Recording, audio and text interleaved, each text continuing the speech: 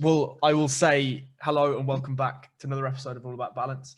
And today we are joined by none other than the Irish General himself, Mr. Kieran Davern. How you doing, my friend? Good. Thanks for having me on. Absolutely, not a problem. So just off air, we'll dive right in. With just off air, we were talking about you were going to go back to college. So what are you going back to college for? So I'm starting like a 4-year degree next week. I think it's Tuesday. It's starting in strength and conditioning. Amazing. So so it's something that, like, I've obviously been big into fitness and training and competition and everything else. And I just think that one, like, knowledge is power. And I want to keep learning and I want to become a better coach. And then two, like, I just felt that, like, with everything that's going on and that, like, it'd be no harm having that, like, in my back pocket. Like, I went to college for different things, like when I was younger and that, like I did PT and gym instructor and sports massage and a few different things. But something like this, and I'd like to get a degree, and I'd like to get a degree in something that I'm passionate about. When I first left school, like I got a trade as a bricklayer and a stonemason. Like, I did that because my dad was into it and that, and I did that for a few years, and I got my papers and everything else. But it wasn't, I wasn't like passionate about it. Some people are very passionate about it and they're very good at it. And I just did it just to make a few quid and get by. But I'm really excited. It's a new challenge and something different for me. I think that's beautiful. Like, I think that's kind of, it speaks to, I mean, obviously we've never met in person, but I followed you on Instagram for a while, and you kind of get an understanding of who the person is from what they put. And I think it speaks to your character specifically of, I mean, how old are you now? Late 20s? 34. 34, fucking hell, you don't look a day over 28, my friend. But it speaks to your character to be, okay, I'm at 34. Most people would be almost fearful to go back to college and reskill and do something different. And yet here you are, a head coach of a successful gym, a successful black belt, a competitor, and you're looking to improve again, right? Yeah, no, and thanks very much. I appreciate that. But it's just the way I am. I think that we're very lucky to get, like, a limited amount of time. If we're lucky, we get 100 years on this earth, so we might as well make the most of it. So like 4 years will pass.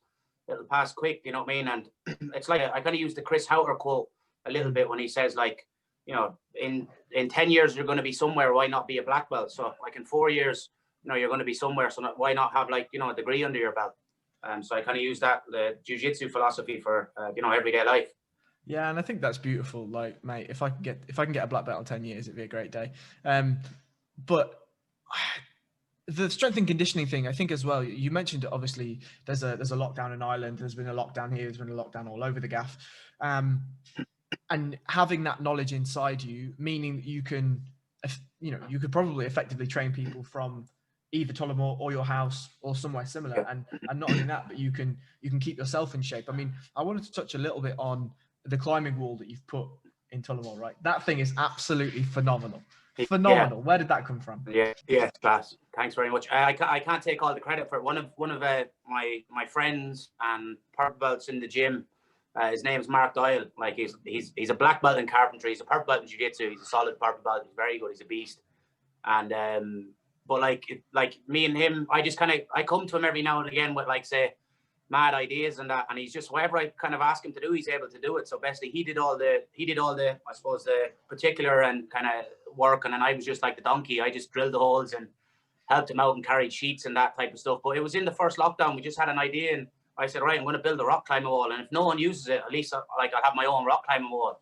And like some of the lads jump up and climb it before training, so it's obviously very good for your grips and that. I enjoy it for grip strength, and then I enjoy it just to, like, it's a challenge. It's something different. Like, I'm not a black belt in climbing, so I'm only learning. There's a small little kid come in and he could, like, just make a show me on the climbing wall. You know what I mean? But it's just learning and just kind of keeps you thinking, and and I really enjoy it. And it's nice. Like, literally, my gym is like 2 kilometers away from my house, so I can just, like, jump into the car or cycle down, and I'm just at the gym, and, like, it's less than 2 kilometers, and I have, like, the wall there, the mats, you know what I mean, and with everything else there, a cage and bags, and so it's my own kind of personal training ground, or playground, sorry, I should say. Yeah. Like, I kind of take, like, a lot of inspiration from Joe Rogan's setup. The one he had with his last studio. He had, like, the mats, the bags. Christ. like that's the dream, isn't it? You know, so if I can try build something like that for myself, you know, which I have, you know, I use it. I'm really happy with, and then I have like great training partners to train with as well. So I'm very lucky. I mean, one of the training partners you speak of is we've had on the podcast, right? The infamous Mr. Jack Dolan. Jack is a beast. Yeah, he is a beast. He's like even at the moment, like he's been doing like a lot of strength and conditioning, obviously with all the lockdowns since the beginning of the year. And like when Jack does something, he does it like 100%. You know, like and like he's like up to like 82 kilos, and yeah, like he's a handful. Do you know what I mean? Like even like his jiu-jitsu is so slick, gi and no gi, but now he has like the proper kind of functional strength and fitness behind it. You know, and he's putting it on right. He's very meticulous in that, like with his diet and with his training and everything. And we've a great strength and conditioning coach in the gym. His name's Shane Smith. I kind of shared a couple of videos about him this week and that. So we're very lucky. We've a good kind of training vibe in that. Like even when me and Jack are doing strength and conditioning together, like say for example, if he does 45 like box push-ups, I make sure I do 46. You know what I mean? And then we kind of always like it's healthy competition. Like we slag each other in that. But like Jack and the younger lads and the rest of the lads push me, and I try to push them. It was like a couple of weeks ago, I think it was 2 weeks ago, in one of our our phases on the strength conditioning program, we were doing like knees to elbows, you know, like hanging knee raises. Yeah, sure. We started off in the beginning of the block. It was like do 20 or do 25, and then it was like do like an AMRAP. Then you know the following session. So then some people would do like 30, and then so then it became a competition. So like we got something like it was like 7 or 8 of us training, and it became a competition. So I think we were doing like 35 or something like that. And then Jack did like something like crazy, like 56 or something like that. And then it was my goal, and then I ended up doing 101. You know what I mean? Fuck's sake. But it nearly killed me to do it and that. But that's the type of, like, we push each other, and it's friendly, it's good banter and that. But at the end of the day, we all want to push each other. Like I don't want to slip, and then I have like the younger lads nipping or biting at my heels and that. And that pushes me on, and I enjoy it, and it keeps it exciting. Yeah, I really enjoy the strength and conditions, like say with the comp team, because like we all kind of push each other, and like it's friendly banter, but at the same time, we're all keeping like we're all keeping on top of each other, and I think it's a great environment in the gym. It's a great growth environment, so and I really enjoy being around it. Yeah, you mentioned, I just want to challenge one of your points. You mentioned that you feel like you're lucky to have the setup you have in the gym. Yeah. I'm not sure I agree it's luck at all. Like I think you're being you're doing a little bit of disservice to yourself, a little bit being an exaggeration. Like think about the things that you've just said, right? You're investing in yourself to be a strength and conditioning coach. You've built your own playground in the gym. You've got a competition team that now has a strength and conditioning program. You're trying to actively do things that you're shit at in order to get better at. Yeah, that's why I was running this morning. Oh, mate, I hate running so much. When you said I'm out for a run, I'm like, Jesus, this guy's a mad bastard. Like you wouldn't catch me. Running is one of my least favorite things to do while I'm doing it, but it's one of my favorite things to do when I come up to that, like, the finish of the run, whether I'm doing 5K or 10K or whatever it might be. Like when I'm doing it, I'm like, oh, this is so hard. You know what I mean? Because obviously I'm not the lightest. Yeah. So I'm carrying, you're carrying a bit more mass than like your average runner would be. So like it's obviously harder than that, but I enjoy it because, I want to have like a good fitness overall, rather than just being, because I found that like the more jiu-jitsu and that I do, and probably the same for yourself and everyone else, it's not necessarily that you get fitter. Like you could easily do 10 rounds in the gym. You get more efficient. Yes. And you know when to rest. Yes. So then a lot of jiu-jitsu lads get like a false sense of fitness. Like they're kind of like, oh, we're all fit in that. But if you get a lot of jiu-jitsu lads to, run, sprint, lift, or whatever it might be, like they'd probably be surprised where they might be weak. And that's the same for myself. Like, I feel that, I'm just trying to work on different areas that, like, I know that will eventually like cross over into general health and fitness, but then like maybe my jiu-jitsu game, like say the last couple of minutes of a competition, it's a hard match or whatever. Those last couple of minutes, like maybe it's, if it's the first time you've ever felt that before, that could be a shock. But whereas if you're feeling that like every Sunday morning or a few times a week in comp team stress or sessions, then you know, right, it's just another day. I have another 1 or 2 gears left. Let's go. Do you know what I mean? And that's why I really enjoy like heart rate training, because then when I'm rolling, I can kind of like, I have a rough idea of what heart rate I'm at, like give or take. You know what I mean? If I'm at the 130 beats or 160 beats or whatever I might be, and then I'll know, right, you've loads more in the tank, keep pushing. You know, so I enjoy that side of it as well. 100%. I mean, I come from a striking background. So, you know, going from doing 10 rounds on a bag to doing 10 rounds grappling is just incredibly different, you know. And if you, as you say, if you've got a pure jiu-jitsu guy, if you get them to try and smash the shit out of a bag for 3 minutes 10 100%. times, Yeah, you're dead after 3. Yeah, do you know what I mean? 100%. Yeah, 100%. And even if you've done like striking before, because a lot of jiu-jitsu lads get into jiu-jitsu from maybe doing MMA or you know, or something like that. Of course. And so a lot of jiu-jitsu lads would have a bit of striking and that behind them. But if you don't strike for a while and then you hit a bag, you kind of realize how hard it is. It's the same with like I cycle, I run, you know, I roll, I lift, I you know, I do the assault bike. You know, I do loads of different types of fitness and that. I surf, you know, I do like good few things. But if I don't swim for a while and I go swimming, like swimming is so hard. You know, it's one of those things where it's if you don't use it, you lose it. Yeah. You know, it's the same with mobility. It's the same with strength. It's the same with, you know, general fitness and everything else. So, yeah, so that's why I like to do stuff that I don't like to do. And I know it sounds cliche and that, but I honestly think it's a good mindset for me to have. I agree. And I think in the same vein, that's where my challenge on being lucky, like I don't like the word luck at all. Yeah, and true. I think being modest. you shouldn't do that. You shouldn't do that, because there's modesty, right? And I understand the modesty, but in the same vein, you're out here working, right? So you should allow people to see, you know, you allow people to see the work on Instagram. So allow people to enjoy the fruits of your labor. Yeah, true. Well. The room you have at Tullamore is not lucky. It's not lucky. No. Yeah, I think like even like the first, I opened up in August 4th, 2012. Yes.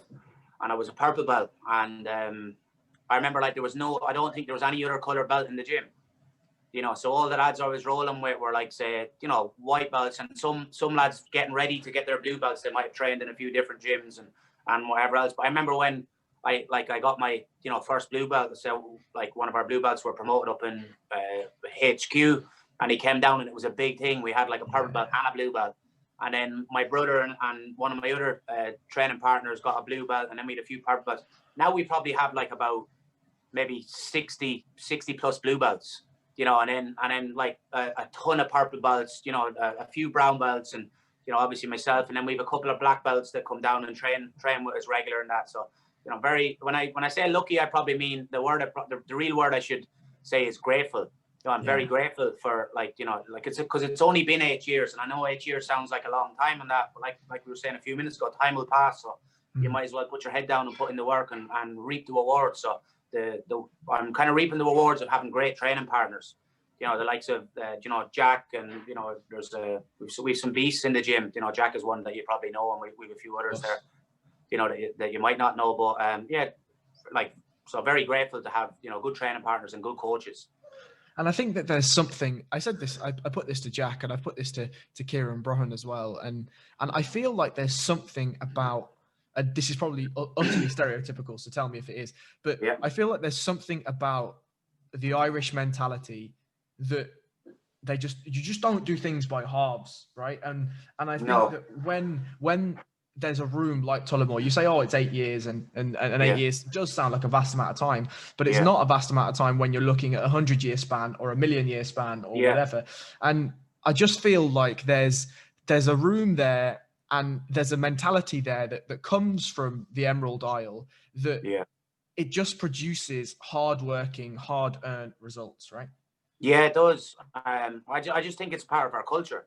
You know, I just think it's part of the Irish culture, and that's the mentality. Now, don't get me wrong. You know, like you get like everyday people that don't do a tap, like they don't do any training, or they don't do any, you know, anything, and that's in every kind of country and everything. But like Well, if you look at the Irish boxers and that, like Ireland's had a great name for years for producing good boxers. You look 100%. at the moment you have like Katie Taylor and Michael Conlon. Michael Conlon, you have a few others there that you can go through, and that there's a lot of kids in that coming up, and so it's kind of like it's a fighting nation, and I know that's cliche as well, but and that's what I feel. Yeah, the fighting Irish, but like drinking and fighting and whatever else. And it is true, like, I mean, even over here in the lockdown, the only talk, it's probably the same in the UK as well. Like, one of the biggest talks is like, when are the pubs going to open? So because everyone loves a pint and that at the weekends and wherever else, But it's definitely like it's a hard working culture and that, and there's even people that don't do sports, you know what I mean? It's like you have your everyday kind of builder or working class people, and they kind of put their head down and they work from Monday to Friday and work as hard as they can to give their family the best lives and that they can, and that, so you have to admire that, and then that there's a lot of athletes that have kind of like the same mindset and maybe even better, like, in a sense. Why do you think that it's so rich in the culture, the hard work ethic?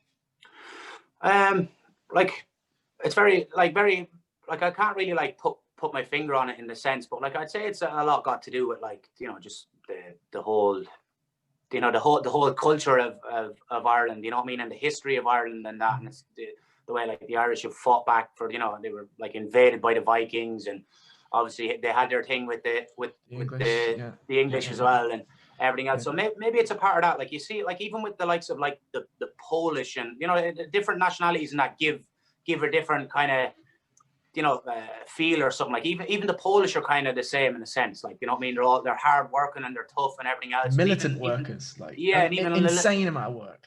Yeah, do you know what I mean? So I have a lot of like respect for for the Polish, and I have loads of friends that are Polish and teammates and everything else, and sure half the jiu-jitsu scene is Polish now, like oh yeah, Jesus, like that's one thing that I was gonna say is you look at so ADCC is obviously in Moldova, right? Fuck that.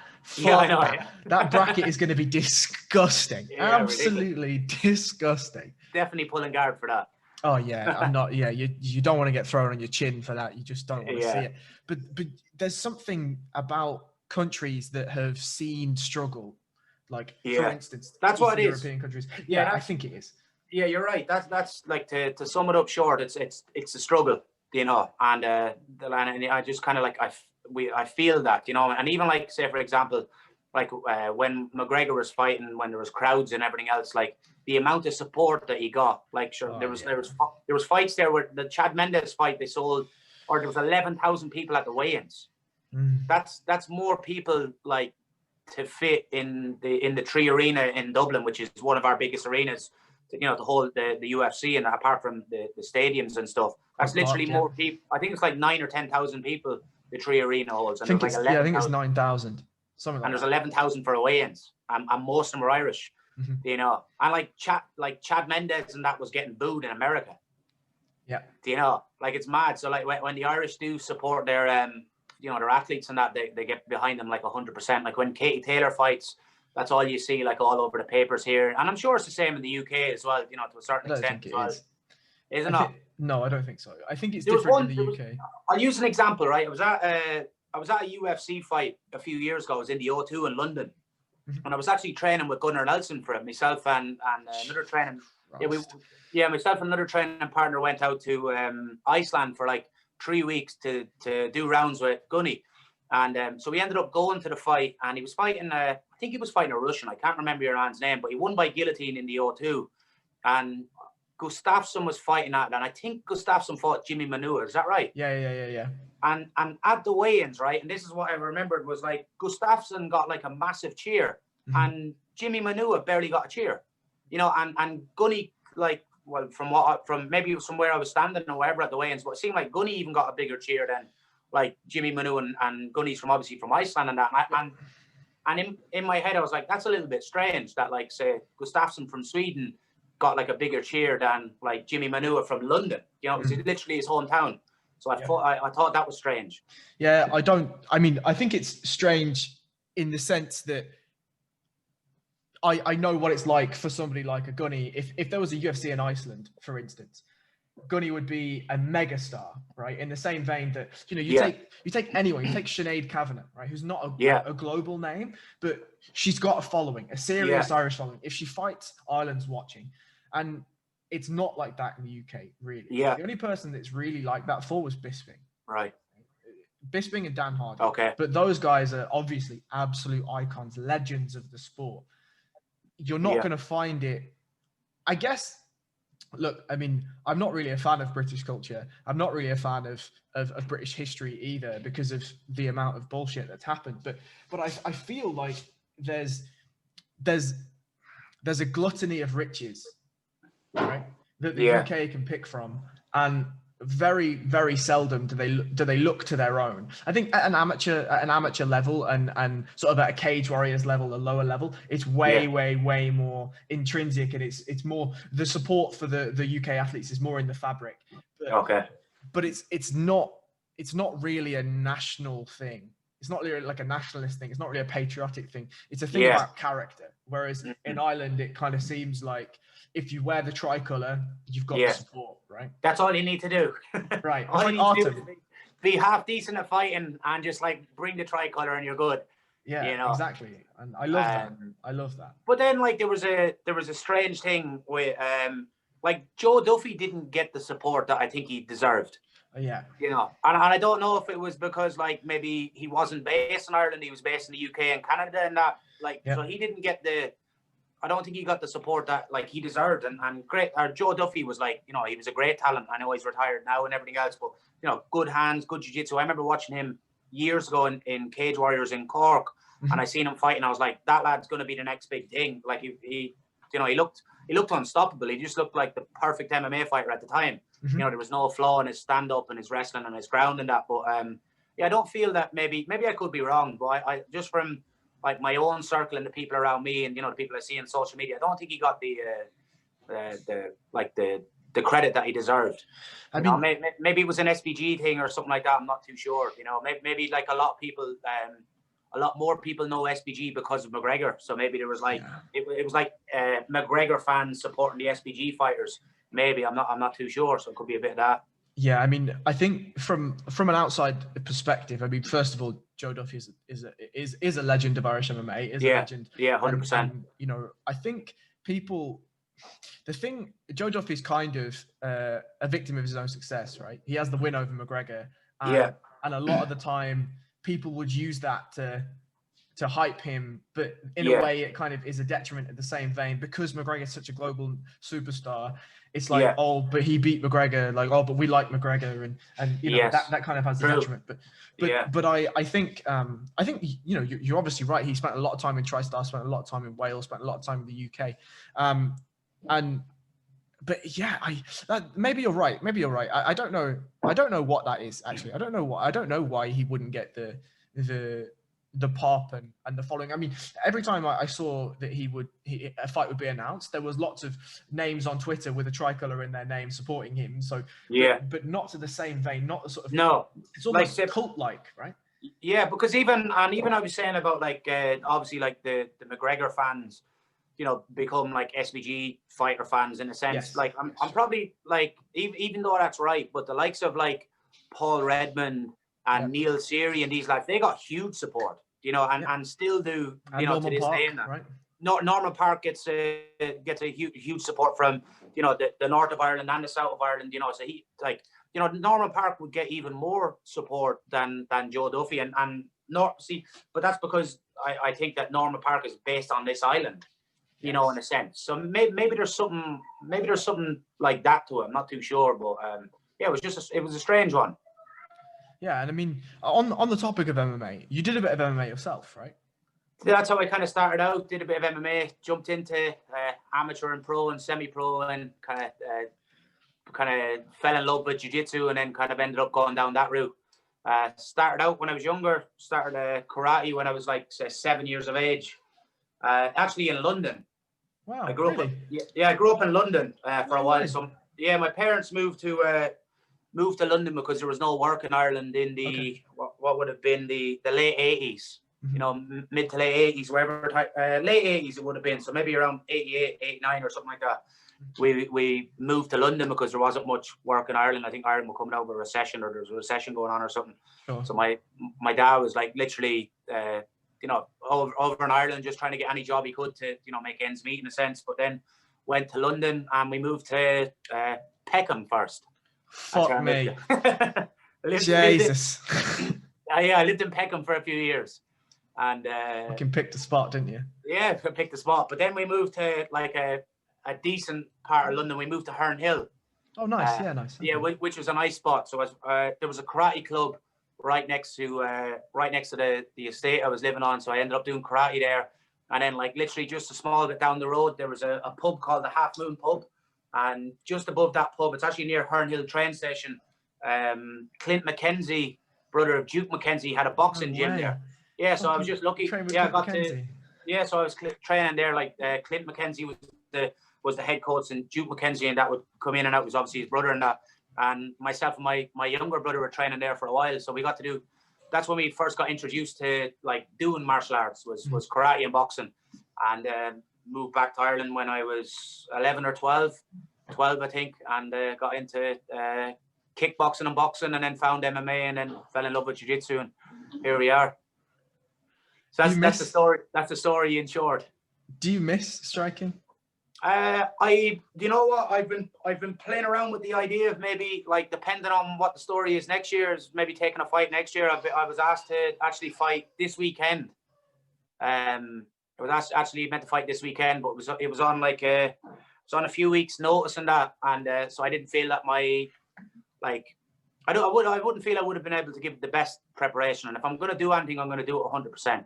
Yeah, yeah, for sure. And it was against another jiu-jitsu black belt as well, which would have, maybe we might be able to do it after Christmas or something like that. So depending on the lay of the land after Christmas, if we're back to normal and jiu-jitsu's back on, well then I'm going to compete as much as I can and do Polaris and get ready for ADCC and any super fights and tournaments I can do. But if there's not much going on, well then it just looks like it's just Polaris and maybe do some MMA or something. Because I like competition, and like the last, what has it been, like 8 or 9 months or whatever since this has happened, February or March or something. Like I've used this, like I was saying to Jack the other day, like the positive I see in this situation with COVID and that is like we've always been talking about like not having an off season because we're always getting ready for a super fight or getting ready for a tournament or getting ready for fill in the blank. So this has been our off season. So we've literally just got to do like strength and conditioning, work on our mobility, let some niggling injuries heal or whatever it might be. So like I've definitely used this time to my benefit anyway, and I feel that I feel that when I come out of it, like I'll be even better. Like I obviously got to compete a few weeks ago on the or maybe a couple of months ago on the squads series and that, and I felt good. I felt good in the tournament and that. I don't feel that I didn't get to show everything. For a few different reasons or whatever, but but I honestly felt like physically I felt good and mentally I felt good, and technically I felt very good in that as well. One or two things I would have liked to have changed up a bit or done different, but overall I'm pleased with it. So I'm looking forward to getting back in there as soon as possible. Yeah, I mean, I have two questions, and I'll start with the easier question. The first one is like, I mean, obviously I've got ties to Pantheon and whatever, but I'll speak purely from a fan perspective. Like, what do you think about the setup for Polaris squads? I really enjoyed it from a competitor point of view. I really enjoyed it in the sense that like at one stage I said to Dara was obviously the captain and that, and I said we kind of had like so we had like a general chat, like say the day before and the day of and that, and it was kind of like where to put everyone. So like say maybe more IBGF lads with IBGF style, maybe like myself with some of the like the leg lockers, the Polish lads and that, like Marcin, Szynski and Camille. And that. Such a fucking beast, man. He's a beast. Yeah. So basically, the story I was going to tell you was on the second match, Szynski stood up on Team Europe. So I was like, right, I'll take that. So that I would have enjoyed that match because the two of us would have been attacking or whatever. But as soon as I stood up, Szynski sat down, and then Tarek stood up. So that was the fun part of squad. So it's literally like wasn't really preparing for anyone like in particular or anything like that, just getting in the best shape I could, and and whatever else. And then whoever steps up, you just kind of just testing your jiu-jitsu. So I kind of enjoyed that. But the thing I didn't really, if I'm honest with you, the thing that I'd change, and I'm probably going on a tangent a little bit, and this is for myself, was on the second match against Tariq when we were 1-0 up. I felt that the mindset was more not to get submitted and lose points rather than win. And like Tariq's a great grappler and that, you know, but I felt that like I'd love to be able to do that match again with Tariq, but like as in like, right, let's do a 10-minute match. This isn't a call out or anything like that. This is just like because I have respect for his game and everything. Yeah, he's an animal. He's a very good grappler. Yeah, he's very good. You know, I felt defensively I was very good, but I didn't get to show. My style isn't defense. My style is like just attack. Yeah, and you've seen a few of the matches, and obviously you have to be clever. You can't be reckless in that. But I felt the mindset from me going with Marcin Held and Tariq were two completely different mindsets. In the beginning, no one said to me, don't get submitted when I was with Marcin. It was like it was an all-out attack. I had him swept in 20 seconds or 25 seconds. It was just I was trying to go, and I was trying to get in under his legs and everything else. And he was literally like his hips were like 3 inches off the ground, and his head was like just back because he didn't want to get elevated in that or whatever. I mean that in the most respectful way possible. But yeah, I just felt that my mindset was different in the second match than it was in the first match, and I just felt like that's not me in a sense, you know. And but look, here's the thing. That's my first time doing that format and that, so I'll learn and hopefully I get a crack at the other one or the next one, and I'll be able to prove that, you know, like I 5 minutes is different as well. You know, this is my point. You know, I don't like 5 minutes. It's hard to get. Like I honestly believe, if I had a 10-minute match with Marcin, I'd submit him 100%. I know I would, especially after feeling them the first time and that. And I know like a talk is cheap. You have to go out and do it and that. But like he felt me and I felt him in the sense, you know, on the mat and that. And I'd honestly feel that I believe that I would get the submission. And I'm sure he probably believes the same or whatever, but you know, but yeah, like even that match, I'd love that match again, you know, because he's obviously he's a good name, he's very well respected, and I'm sure maybe even do that match, 10-minute match or something like that, or 15 minutes, or whatever. I just feel like some of those matchups that you saw, their main events on regional shows, maybe not at Polaris, but their main events on regional shows, right? Yeah, like me and Tariq or me and Marcin would be phenomenal. You know, a great match. Yeah, if it was a 10-minute match or whatever. I just feel like against any good black belt, and all of the people on that show were good black belts. Yeah, it's so hard to get a breakthrough. It was hard. 5 minutes. Do you know what I mean? So hard, especially no gi as well. Yeah. You know, like, so maybe like a 7-minute match or something like that. You know, 7 minimum, I'd say, or 8 or 9 minutes. You know, whatever they could do, but anything closer to 10, the better, I think. Yeah, because I agree. I honestly felt that like the first, even though I came out hot in the first match, like I was, you know, the way you just kind of feel someone's rhythm, and you get to feel their strength, you get to feel the way they move and their attacks and that. And I felt like 5 minutes into it, I was literally only kind of starting to break them down a bit, you know, in a sense. But like I enjoyed it. It was a different format, and I'm very grateful that I've had, like, I got the chance to compete on the first one. Who knows? It might be the start of something big in that. It definitely has the potential to be something big and great. I think if they change the time around a small bit on the matches and that, so maybe 7-8 minute matches. Less matches. Like even before at the rules meeting, we were told, like, if there's any stalling, you know, there's like you're going to be penalized and that type of stuff. So that's why in my first match I came out so fast, you know, because I knew it was 5 minutes and you know, whatever else. And even the Tariq match, even though I didn't get to get as much offense as what I wanted to get going, it was a fast-paced match, and hopefully it was exciting for people to look at. You know, he put me in one or two tricky positions, like he had me in the Darce position and that. So I was happy I was able to show like some good jiu-jitsu defense, and you know, get some sweeps going against sweeps and passes going against Marcin and that. So I was happy. It was a non-leg lock exhibition in a sense, because you kind of get like a bit of a rep for being like a leg locker, and I don't mind that, because if you're going to be labelled, you know, people are going to label you whatever way they do and whatever else. But my back game is actually better than my leg lock game, and I haven't got to show that like at the Polaris stage yet. If anyone wants to go and get some incredibly brilliant back details, go and watch your. Were you in Iceland when you were filming that Iceland, stuff? yeah. Yeah, was it Iceland? The Globetrotters, yeah. Yeah, I thought it was Globetrotters, but I didn't want to say the wrong thing. Yeah. I watched that and I immediately went to the gym and was like, right, come here. Give me some back. Like, I need some fucking drilling time in this. It was phenomenal. Brilliant. I love that stuff. Thanks very much. So yeah, for sure. And in a way though, I kind of think if people label you as a leg locker. Yeah, it's a good thing. Yeah. It's better than being like labeled as, oh, he's I don't know, a close guard player, or he's a like leg locks are kind of in at the moment. They're cool and everything else. So if that's what it is, I don't really mind, you know. And I don't take any offense or anything like that. But you know what I mean. As long as people are talking, it's great. You know what I mean. And the other thing as well is like it's on me to like prove that I'm not, you know, to prove that I'm well rounded, and you know, like I'd like to show. I feel that I've gone away a little bit from my wrestling a bit because I've just have like so much confidence in my guard. You know, I've a good guard in that, and I find it's easier to play guard. Like wrestling's hard.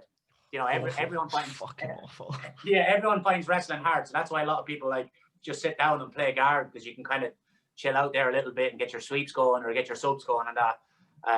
But yeah, I've been, you know, or hopefully. When ADCC the Opens come back, I can show a lot more wrestling. That was actually the plan this year, was to compete as much as possible in the ADCC Opens. I got one in Sweden in February, and then we went into lockdown. I was planning on doing as many Opens as I could, just to get comfortable playing under the rule set and everything else, to get used to like just traveling to different countries and competing against different, you know, opponents and everything else. But them days will come back anyway. Hopefully sooner than later. For sure. And that takes me nicely into the second question I was going to ask. And you said that you love competition. Why? What is it about competition that you love?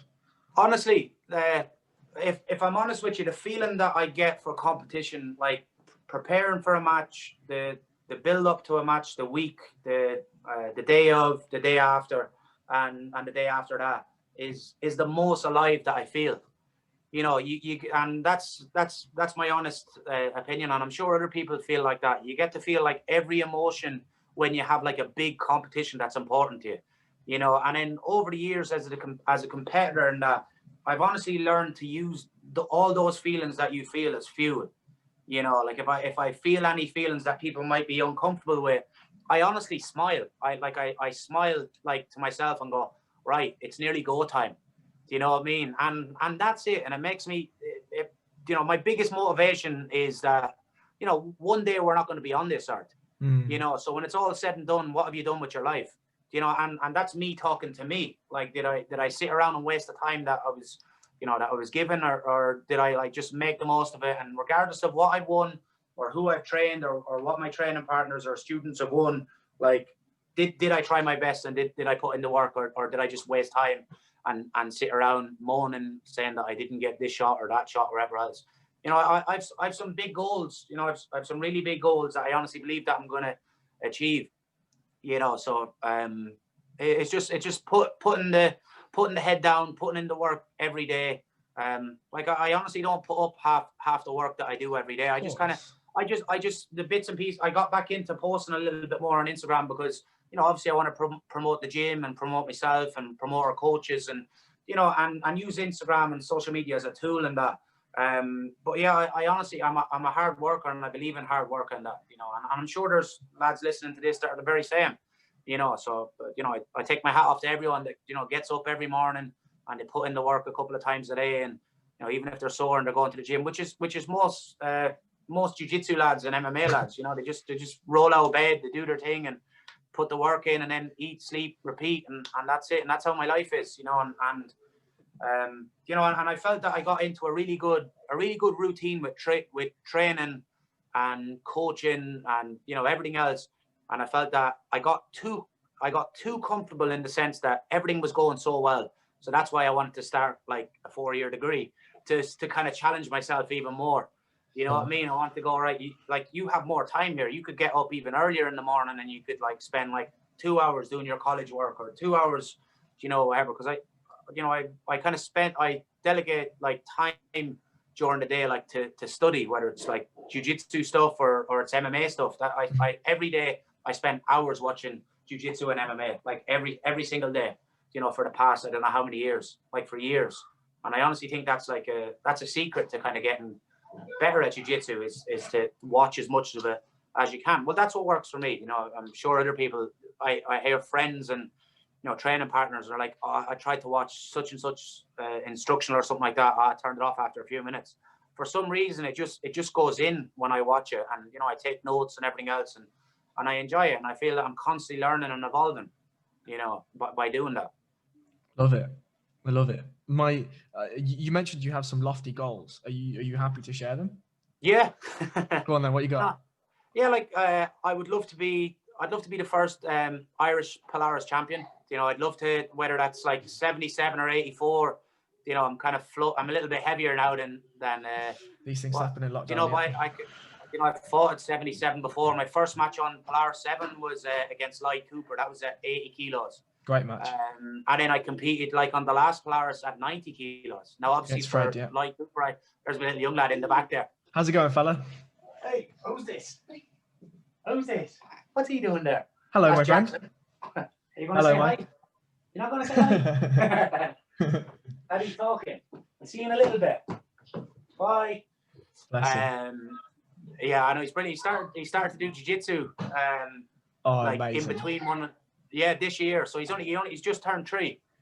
You know, wow. So I went down to his first jiu-jitsu session. We've a program. It's called Spider Monkeys, 4 to 6 years of age. Amazing. And I snuck him in at like 2.5. And I went down and watched his first jiu-jitsu session, and I kind of haven't been down to any of the rest of them. I want the other coaches to kind of just, you know. Yeah, that makes sense. You know, and do it that way. But yeah, that's one of the goals I'd love to. You know, I honestly I'd like to be the first, you know, or one of the first Irish lads to win, you know, a title on Polaris. Obviously, I have to work my way up to the ranks, but and I want the biggest names. I want the biggest names possible. You know, I want some of the names like.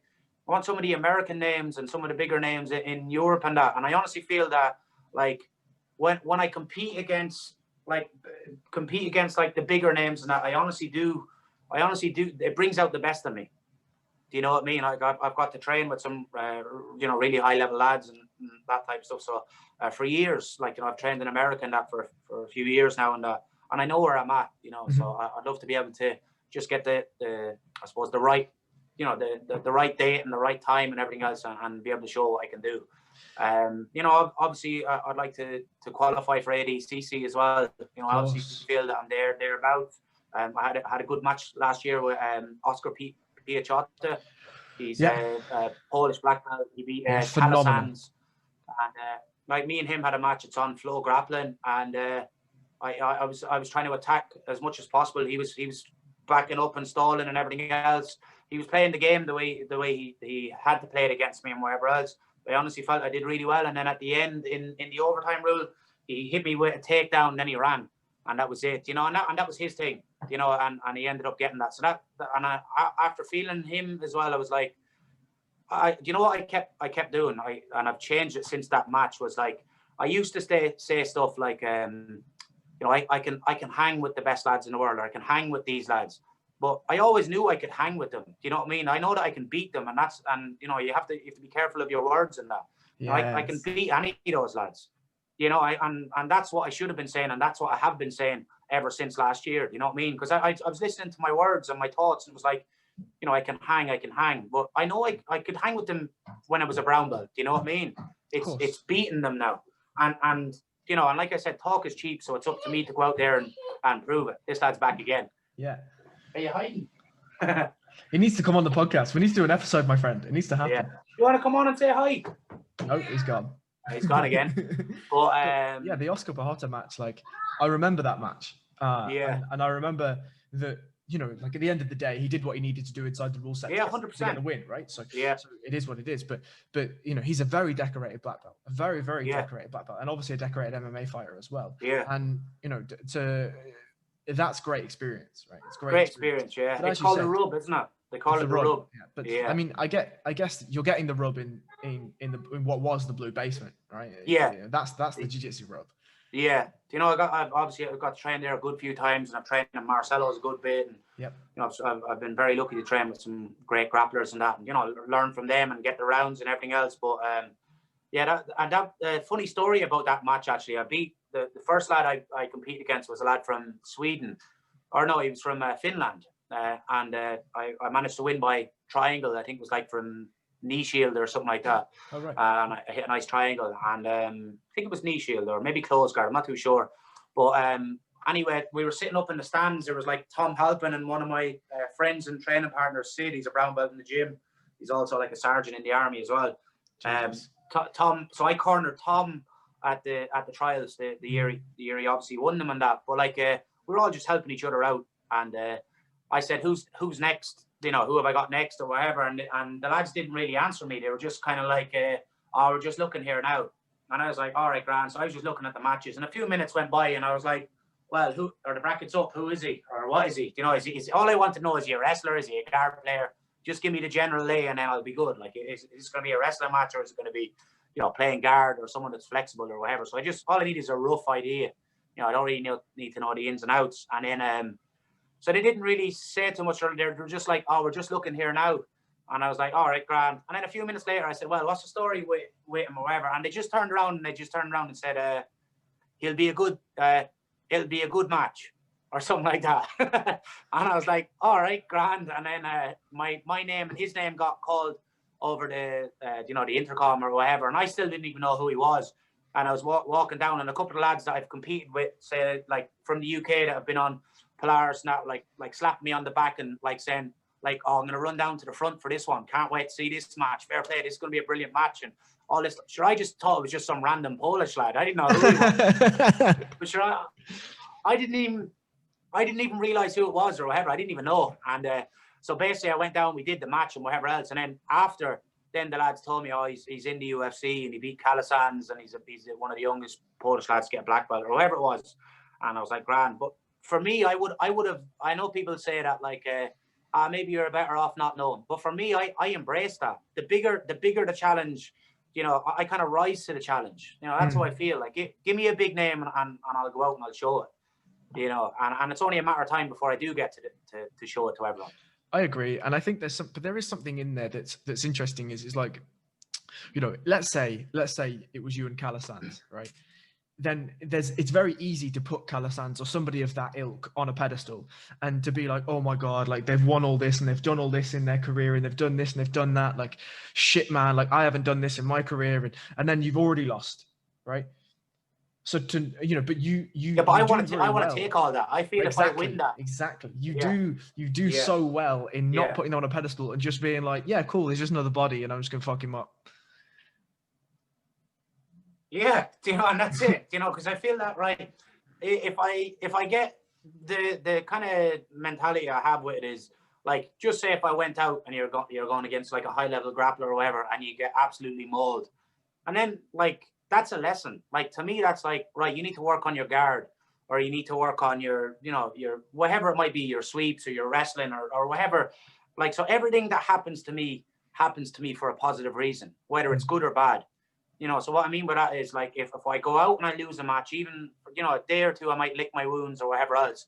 But then I'll sit back and go, right, well, what didn't you do, or what did you do different? And, what can you change?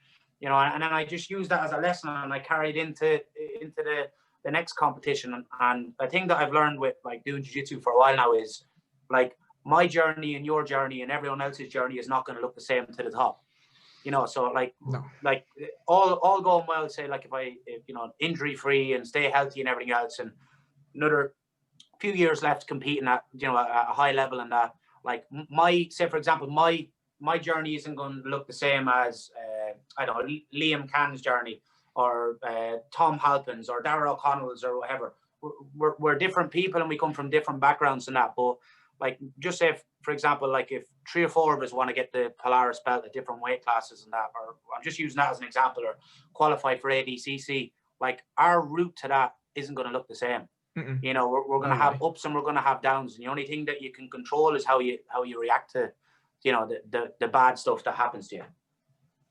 Yeah, I couldn't agree more. And I think your mindset is almost a bulletproof one, and something that's likely to have been the root of a lot of the success that you've had and a lot of success that you're going to have, because a lot of people languish in this kind of self-detriment arena where they don't believe that they can do something, therefore they don't do it. Yeah. And it feels like, you spoke earlier about saying, oh, like I can hang with these guys.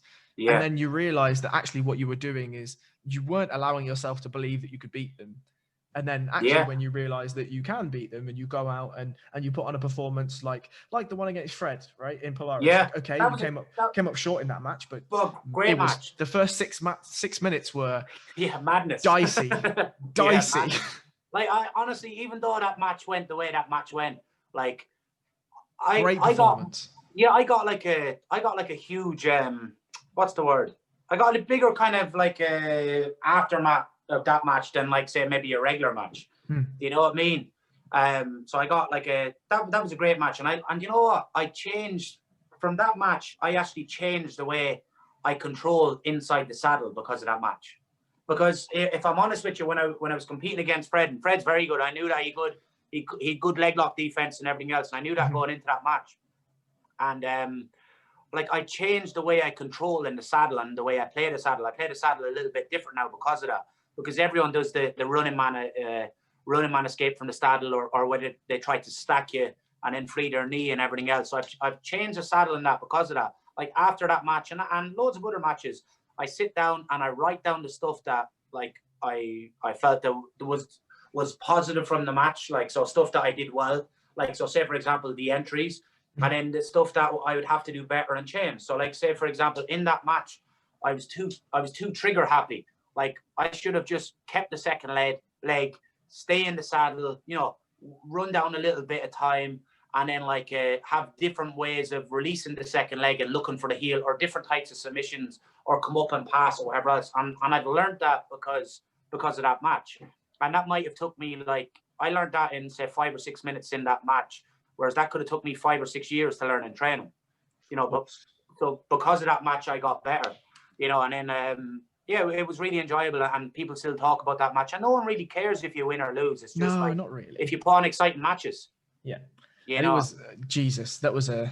Yeah, I was there live for that match. Were you? Yeah. Yeah. I mean, Liam was competing, right? So and Fred was competing, so I was there for that match. But Jesus, I remember on the edge of my seat and I was sweating. Like, for both of you, I was fucking sweating. Like, oh my God, this is crazy. And you're right, like, nobody cares. But they're the matches I want to be in. Yes. I want to be in those matches. Like, win, lose, or draw, I want people to go, right, he's an exciting grappler. Do you know what I mean? If someone sees me, step onto the mat, they're going, right, I need to sit down and watch this. I'm not going to the toilet yet. And that's what I want. I want people to say, all right, he's always hunting for the submission and that. And that's going back to what I said about the second match in squads. I felt that it wasn't 100% me in the sense it was more defense, because our team had such a narrow. We're winning by such a small margin. It's just 1-0, and you're nearly playing it like a football match. 1-0 coming near the end of the second half. Let's chucking 5 at the back, and you know what I mean. It's you're playing for the team. I didn't want to be selfish, and I didn't want to be, in the sense that, I know it's, it is what it is or whatever, but I suppose that's the competitor in me that always wants to do a bit better. Yeah, and on the topic of promotions and exciting matchups and that sort of stuff, talk to me a little bit about BJJ Outliers. Yeah, so we had an event planned for March, I think, this year. So the whole year is just kind of blended into. Oh, tell me about it. Tell me about it. But we had some great matches up on it. We had a rematch that was done on Pantheon already. It was Camille Wilk and Ash Williams, that was a great match on Pantheon. I watched that as well a couple of times. Who else did we have? We had Paul Redmond versus Shazinski. Jesus, like, when I saw that, I was like, oh my God, I'm so ready. Like, because Redmond's so good at, like, he's very good wrestling, good judo. Obviously, he's a great MMA fighter, but has a good leg lock game as well. Shazinski's an absolute animal on the legs. Like, he attacks. I think he uses that baby X a lot and gets in on the legs that way. Who else do we have? We had Satoshi Ishii versus Dan Strauss. Yeah, great match. Which is a great match. Rematch, We actually had Jack Dolan was on it as well. He was Liam on the Alpang, right? prelims. No, Jack. That was Liam Alpang was against Lee Hammond. Oh, that was it. Like Yeah, I'm one of the biggest Lee Hammond fanboys ever. I fucking love that kid. Deadly. Yeah, he's great. But, you know, I got to train with him a couple of weeks ago again over in Milan. We were over at Bellator and that. He's so like good. he's a great grappler, so slick. He's so Liam good. Alpang is obviously very good as well. Unbelievable grappler. So he won. He won Road to Pantheon, right? So he secured his place on the Pantheon card as and when we can fucking get a card together. Yeah. But yeah, that match was absolutely incredible. Yeah, I was excited over that one. That was a great match. Jack Dolan was matched against Tyrese Cunliffe. Yeah, that was on the serious prelims. Prospect. Yeah, serious prospect. And the two of them are very good, you know. So that would have been an exciting match, you know, like a good Irish prospect and a good UK prospect. Absolutely. And obviously Jack is one of my lads. Who else do we have? We had was Max Lally on that card? Max Lally was on it as well. Yeah, I'm trying to think who Max Lally was against. He's a fucking savage as well. Oh, we had a serious card. I might have it there somewhere. I might have it. I could probably pull it up. Yeah, I was gonna say I could probably put it up. I should have it. Who did we have? But like, yeah, you know, hopefully, like we get to do it again. I had Ed Ingemels versus Andre Kusniak. It was a 100-kilo match. He was basically like a combat sambo world champion and judo champion, and you know he was that was 100 kilos. So that was an exciting match. You know Ed Ingemels? Stephen Bradley. I do know Ed Ingemels, of course. Yeah, he was against Andre. He was like one of Satoshi Ishii's and Krokop's training partners. He's a like combat sambo world champion in that. So that was an exciting match. Tyrone Quinn versus Ben Hills on the undercard. That's an absolute that was a great match. Absolute two solid brown belts, you know. Had Kieran Brohan as well. You had Kieran Brohan on. He's from Cork. He was against Ahmed from Amsterdam, 10 Planet Amsterdam. I got to actually. So we had Kieran on the podcast. Yeah, you had him on the podcast, did you? We've had Kieran on the podcast, yeah. Kieran's sound as well. Then actually Jack got changed from Tyrese to Stephen Bradley. That's what happened there. Stephen Bradley, yeah. So now there was some, like, even just reading through the lads' accolades here and the stuff that they've done, it was going to be a great card. But here's the thing: the positive about the situation is we haven't run an event, but like say we managed to get the deal done with Flow Grappling, which was big for because we haven't done that in Ireland yet, and I'm sure that's going to open the doors for more Irish promotions, and whether that's through UFC Fight Pass or it's through Flow Grappling or whatever else, we're just getting more eyes on the sport over here in Ireland. And like I honestly really wanted to just put on an event for like the Irish grapplers and everything else, and for everyone in the UK and that to see what we're doing here in Ireland, because there's some good talent as well, you know. So yeah, but look, hopefully early to mid next year we get back going. It'll be even bigger. Like I've good names lined up for the second one, even some as big if not bigger names than some of the names that we've had on the card. So at least the positive is like we got to get the name out there a bit and promote it, and everyone knows, right, when this show comes on, we mean business. You know, we got all the mats from Fuji. We got like a deadly stage. It was like all Fuji mats. It was like ice grey mats with black in the middle, and we had the Outliers logo and everything in, and like it looks class. So they're all stored away and that ready to go for the next show. We're going to do like lighting and rigs and, you know, the same as Pantheon and everything else. So yeah, I mean, working with Liam, it's chatting back and forth with Liam as well, you know, and we were kind of working together and helping each other out and stuff. So, which is good to have that contact as well. Of course, I mean it's refreshing that there's a promotion that has a similar mindset in Ireland to Pantheon. Yeah, very similar. Like Pantheon, all we're trying to do is just grow the sport, and all we're trying to do is shine a light on the talent that the UK has, that Ireland has. I mean, I don't know whether I should say this. I'm going to say it, but I don't know whether I should. Like, it was on every time me and Liam do an event, we have a matching sheet, and I put together the 12 fights I want to see. He puts together the 12 fights he wants to see. We smash them together, and then something comes out of it, right?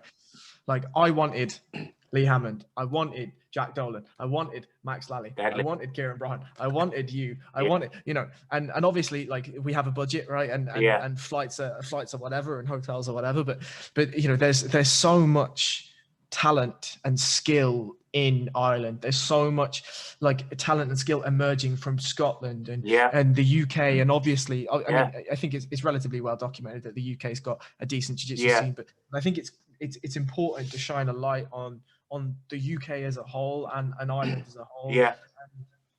And you know, there's guys that are going to go and they're going to make big splashes at ADCC trials, and there's guys that are going to make big splashes in the US when you're actually allowed to go to the US and do that kind of thing. And I think it's important that we as a role, as BJJ Outliers, as Pantheon, to build these guys, right? And 100%.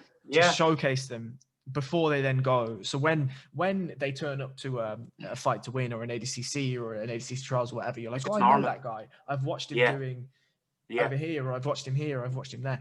And it's inspiring to watch BJJ Outliers come out. So congratulations on that for whatever. Thanks very much. Like we've a few ideas to like you know, when the next one comes back, we had a camp and everything organized. So the idea was we were going to do the show on the Saturday night, and then on the Sunday morning we were doing like a super camp with all the athletes. You know, so we're like everyone. It was going to be nearly like I kind of took the inspiration a small bit from Globetrotters. If you've been to a Globetrotters camp, you get an hour and a bit to teach like a fairly condensed seminar. And but basically, like at 11 o'clock you could have me, and then say for example at 12 o'clock you could have yourself, and 1 o'clock you could have Liam, and so on. And it just makes it a great week. And it's just jiu-jitsu, or just like jiu-jitsu everywhere. You know what I mean? You go down, it's gi, and then it's no gi, and you're doing leg locks, and then maybe you're doing back stuff, and you're doing passing, and there's someone teaching self-defense, or you know, whatever they're doing. There's like Icelandic wrestling going on at 2 o'clock. And so it was just a good atmosphere. So we literally had like, I think we had like 10 hours or something. Jesus. 10 or 11 hours of like jiu-jitsu ready. Now obviously you couldn't make all of them, that you kind of pick and choose and you do your thing, and we had like a break in the middle of it and that. And it was like we were charging like, I think it was like 60 or 80 quid for the whole day, and you get like 10 seminars or 11 seminars or something like that. And it was just going to be like the weekend was going to be a great weekend, you know. Like, so from picking them up on the Friday, we had Dan Strauss organizing our own place for a seminar, and then Saturday was the show, and then Sunday was the camp that we were doing. Everyone was just going to train together and you know, do or go in the seminars and get some roles and everything else. So, but look, it'll be even better the next time we do it. So it's exciting. You know, I'm not talking about like as in disappointment. I'm kind of talking about like as in like I can't wait for it to happen. It's nearly like not opening your Christmas present early. You know, actually wait for Christmas morning to open it up. So. But it's exciting, you know. The future looks bright in Ireland and the UK and everything for grappling. You know, even more so over the last few years than it ever has. You know, with the likes of like Pantheon, and you know, you obviously have Polaris, and you have like Grapple Fest, and you know, there's a what's that? There's what's the other one? Battle Arena. Battle Grapple. You know, they put together some good matches, and you know, I see the lads up in Scotland trying to do their thing as well, and that's all. You know, it's all positive. So the more shows, the better. Yeah, I think so. Like, I think when you know, for the longest time, it felt like Polaris was too far ahead, right? Like they would partnered with the UFC Fight Pass, which was insane, and they were having the Kierans and the Gordons and the Garys and all these people coming on, and it just felt like it was too far away.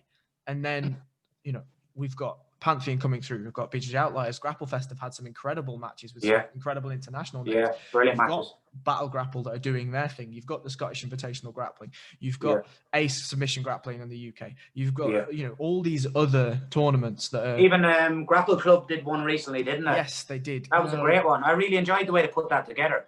Yes, I liked it as well. I think again there was a rule set that I wasn't entirely comfortable with, and I would make some changes to, but it was essentially a modified ADCC rule set, right? Yeah, I enjoyed the production. I enjoyed the camera work on it. I mean, you know, they're so good, aren't they? Great, they're so good. Yeah, I really enjoyed it. Yeah. Yeah, they just different. Yeah, they're class, aren't they? I love their camera work. Yeah. But I'd love to know what camera they're using, because I've got into the camera and that like the last few years. Really? Yeah, that was something I was going to fucking talk to you about, actually. I got too waylaid in picking your brain about jiu-jitsu. Like, the camera work that you put on Instagram, right? Like some of the photography shots that you've done are brilliant, right? Like where did that come from?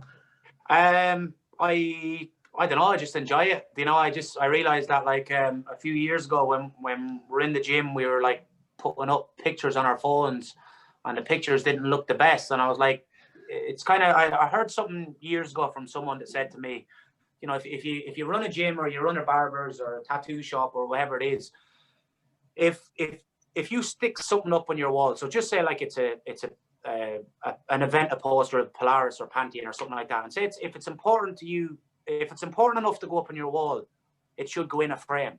Does that make sense? Yeah. So like anything that goes up on your wall, if it's important, if it's important to you, it should be in a frame rather than just sticking it up on blue tack, unless it's informal or, you know, unless it's like a, I don't know, anything that's important should be in a frame anyway. That was the kind of general gist of it. Yeah. And I kind of took that approach with, like, if I'm going to put something up on my Facebook wall or Instagram newsfeed or whatever it might be, it has to be good quality. So I went off and I bought like a Canon camera a few years ago, and I started to mess around with videos, and, you know, they weren't the best or whatever. And I messed around with taking photos and that, and then I just kept, did like online, kind of looked at little, you know, the online courses and that type of stuff, like with camera stuff. And I still do it today. Like I look at different like editing kind of softwares and just tutorials and that type of stuff. And then I went off earlier in the year and I bought like a nice Sony camera. It's decent enough. So I just, for me, I do so much training and you know, physical stuff. If I can get the camera and I have a drone as well, I just get outside and I just take some pictures, and it's just a bit of content as well. Like I have a friend in Portugal. His name's Colin Byrne. He runs Shinobi Academy. Oh yes, I've heard of Colin Byrne. Yeah. And I've heard of Shinobi. Yeah. Yeah, he works on the McGregor Fast and that. That's he right. Works with Connor and that.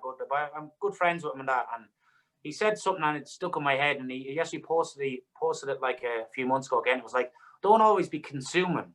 Do you know what I mean? Don't always consume. Like share stuff and put stuff out. Don't always just be like taking.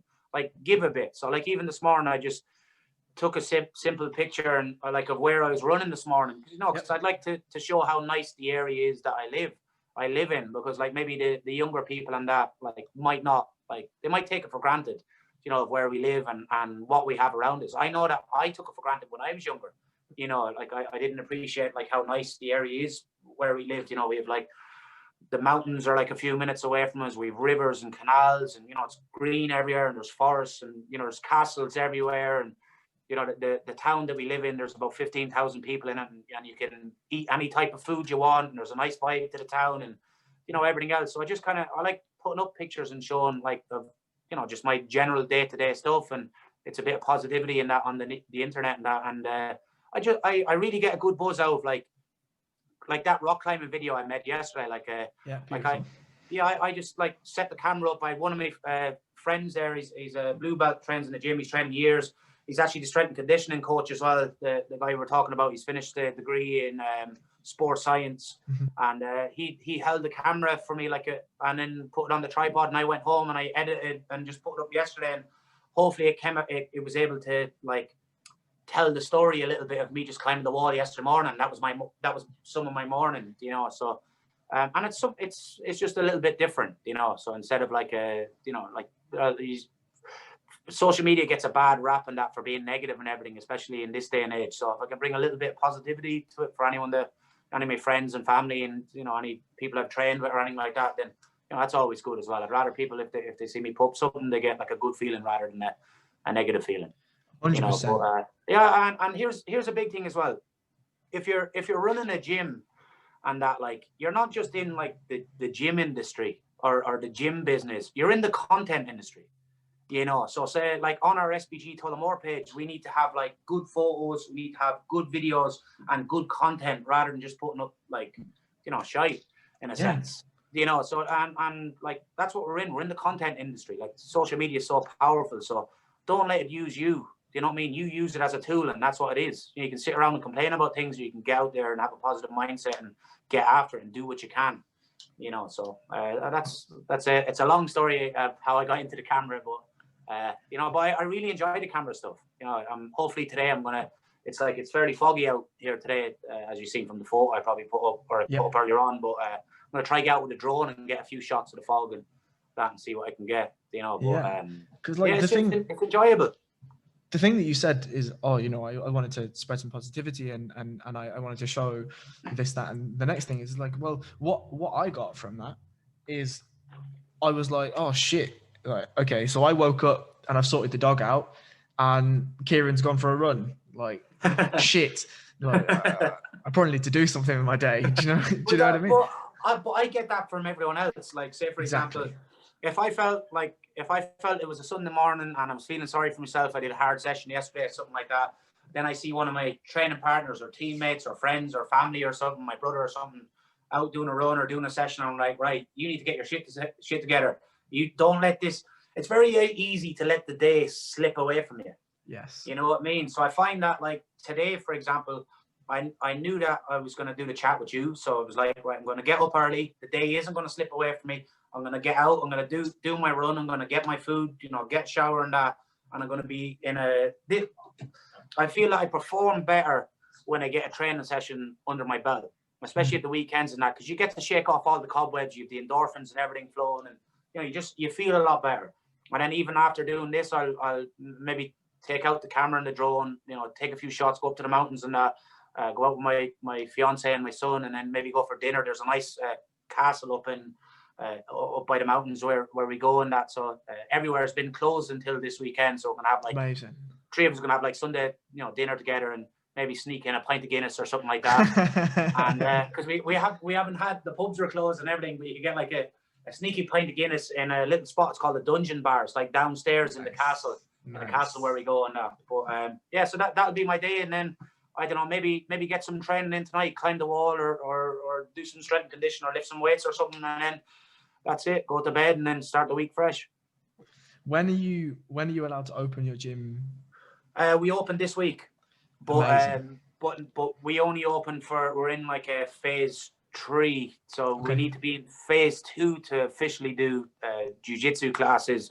But I'm allowed to train with 1 or 2 lads, because we've 1 or 2 lads fighting at like Bellator and have MMA fights and that coming up. So it's a very small kind of couple of professionals and that. So that's kind of like the loophole and that. So I'm able to train away in that, with like Charlie Ward and a few other lads that are training. So like I said, I'm very grateful to be able to train and have a couple of those training partners in a time like this. Yeah, and I think there's so much that you've said, that there's so many things to sort of pick at. But the thing that sort of speaks to me predominantly from what we've just spoken about from the camera stuff is not only just looping back to what we said before of just picking up new things that we're not very good at and then trying to get better at them. But the second is, you said, I perform better when I've got a training session in, and it's like, it's beating away the demon, right? Yeah. The demon of letting the day slip away, the demon of just wanting to sit on the sofa and put Netflix on and do nothing else. And it's pushing yourself to be productive, right? Pushing yourself to give rather than to take. Exactly. That's the thing, isn't it? It's like I honestly think if you do what you can each day and you try to be as good as you can to people, and you try to keep a positive mindset, and you put in the work, and you try to be a good coach and a good athlete and a good boyfriend and a good father and everything else, like, the future will take care of itself.